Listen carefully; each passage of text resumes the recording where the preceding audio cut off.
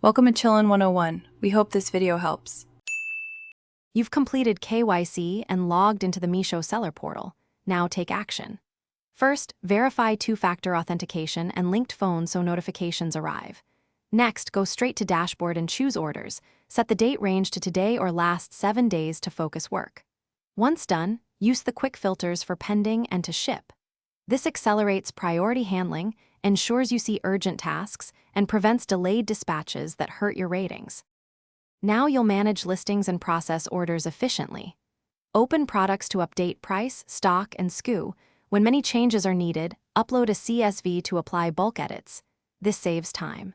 For each order, print the invoice, pack to Meesho's specifications, and confirm shipment with the correct courier option so tracking updates automatically.